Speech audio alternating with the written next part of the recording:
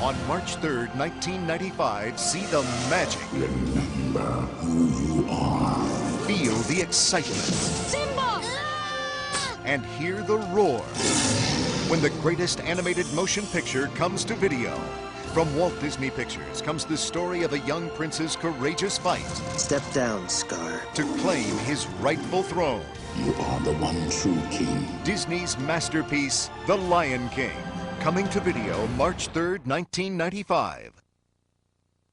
The magic. The music. The masterpiece. One of Walt Disney's greatest motion pictures is coming your way on video. Take a look at that! Cinderella. It's the one and only original version of the all-time favorite story. This to be a ball. A ball? That means I can go too. Cinderella? She had her heart to guide her. Scrub the terrace, sweep the halls and the stairs, clean the chimney. Poor Cinderella. She had her friends to help her. Cinderella, Cinderella, night and day it's Cinderella. Make the fire, fix the breakfast, wash the dishes, do the mopping. And she had a fairy godmother to make her dreams come true. Salagadoola, mentricaboola, bibbidi-bobbidi-boo. Put them together, and what have you got? Bibbidi-bobbidi-boo. Cinderella. On the stroke of 12, the spell will be broken. Goodbye. I don't even know your name. How will I find you? Wait! Please wait! Now is the time to join in all the fun of a magical motion picture only Walt Disney could create. It's the original Walt Disney masterpiece, Cinderella. Coming soon to video.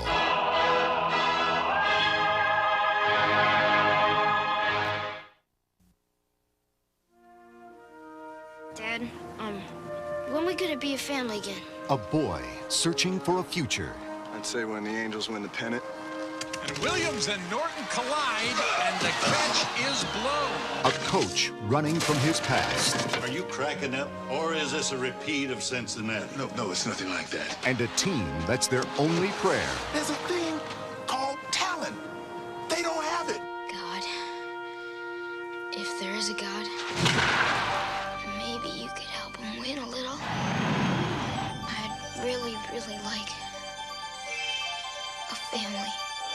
Ben Williams makes a miraculous catch. Holy cow!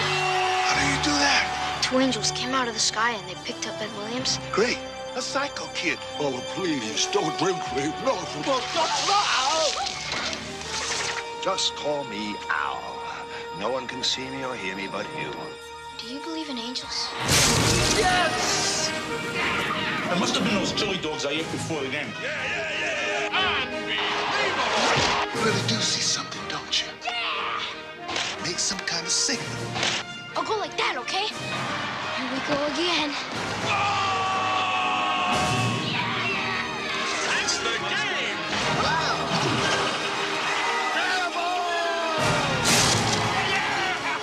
You believe there's real angels? I know it sounds crazy. I'm relieving you of your management responsibilities. Somewhere between losing hope You can't go through life thinking everyone you meet will one day let you down. and finding the courage.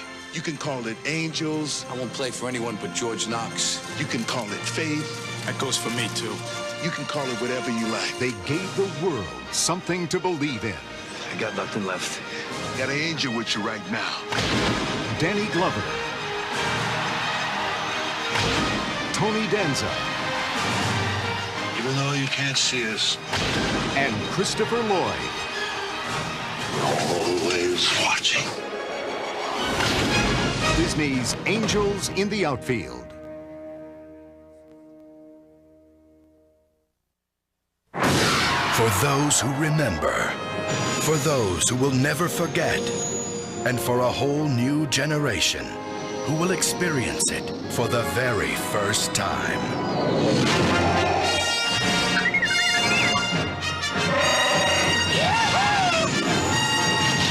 The Star Wars Trilogy.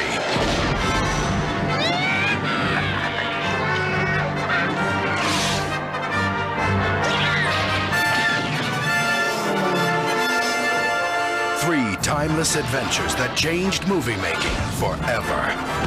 Now the entire trilogy, digitally mastered in THX for the ultimate in sound and picture quality.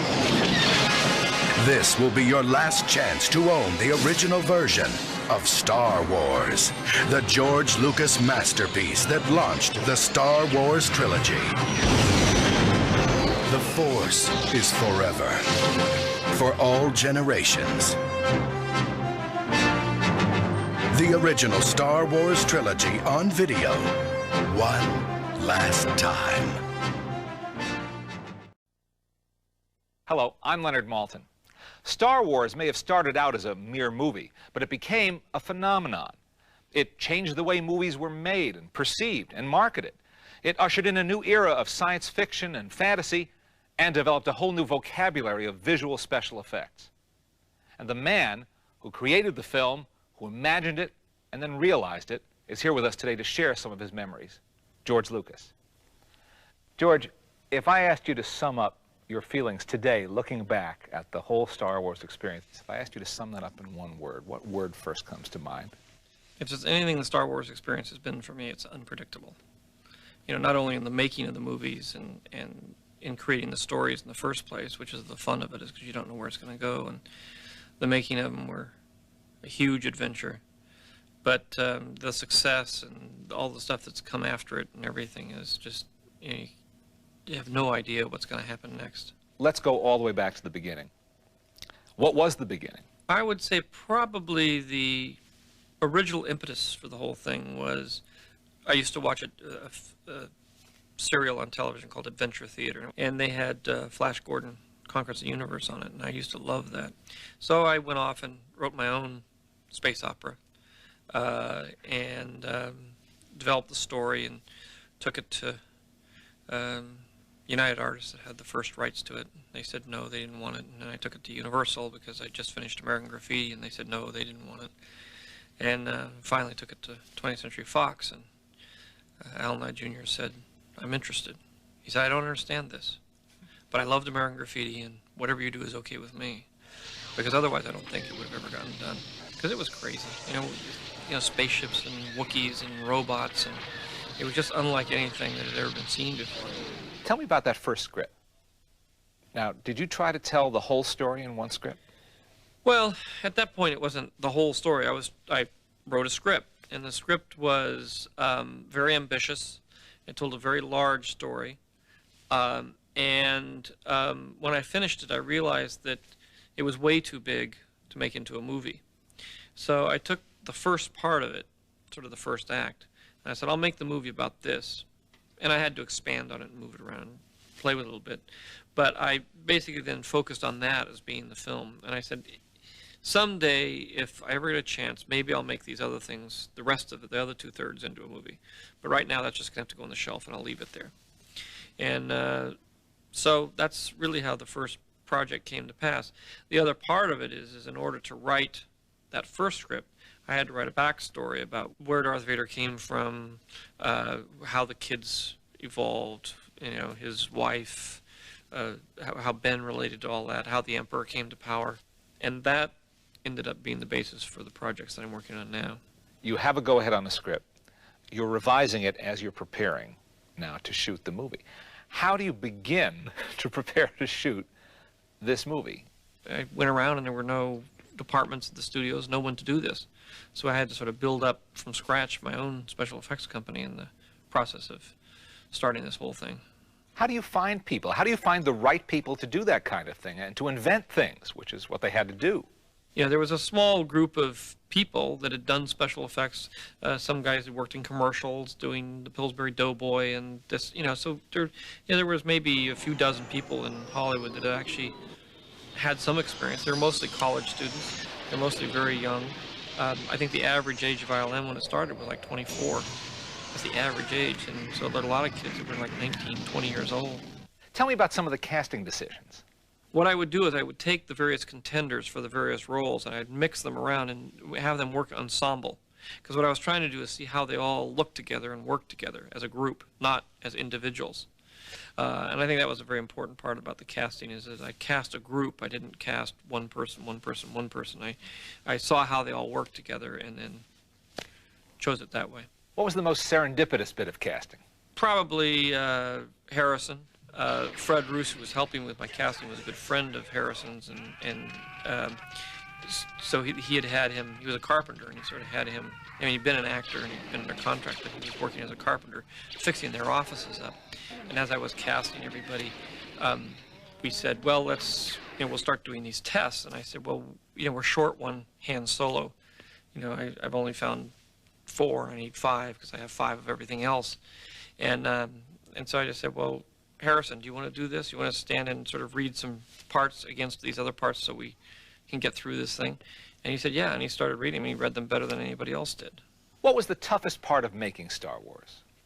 Well, there was a lot of drama through the whole thing. It was a very tough film to make. It was a fairly low-budget film.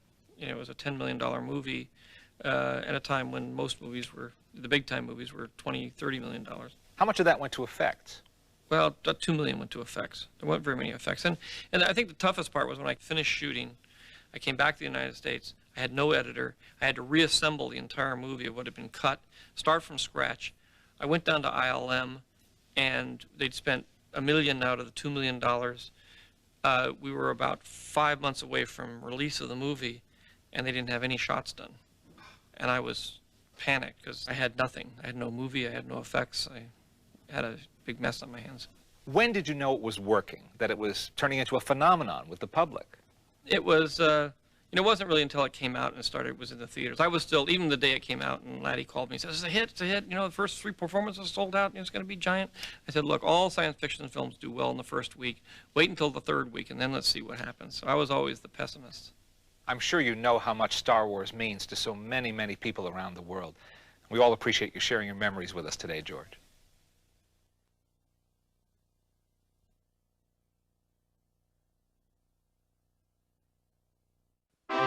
Stay tuned after our feature for more great previews.